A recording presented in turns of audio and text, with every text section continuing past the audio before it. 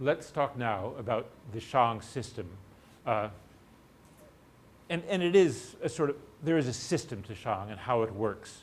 But it's one in which the political and the social and the economic and the religious are combined together, as you'll see. But let's begin with another question, which is, where do we know about Shang from? We know about it from, let's say, much later texts, but archaeologically speaking, what we know about Shang from, in the first place, is from what's been dug up. And I'm looking here at a Shang burial, and if I go through, I see things like sacrificial victims, coffin with lots of grave goods, valuable jade discs in the burial pit. We find jade and bronze ceremonial daggers like this. We find, of course, a combination of bronze pots like that, but also with victims in it as well. Shang has various capitals, and they expand territory. The capital moves around. The final capitals were in a place called Anyang in Henan. And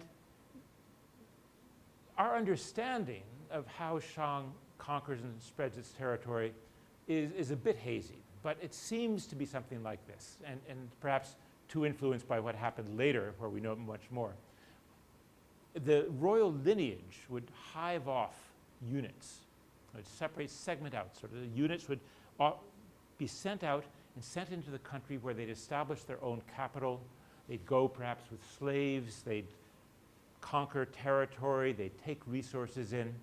And these units, these lineage units, would become part of the Shang apparatus, defending the Shang in war, going to war with Shang armies. But really it was a very much a feudal system in the sense that these nobles from the royal lineage controlling territory, having their own ancestors, but also being linked back to the main core, to the capital, the center of wealth and consumption, the center of religious activity. When I use the word feudalism in this, we're thinking of a situation, in the most simple sense, and that's the most simple sense is the way I'm using the word, that feudalism is when sovereignty, some degree of sovereignty over territory is delegated to somebody else. And that person becomes, in a sense, the lord of that territory, possesses it, can pass it on to his descendants, and so on.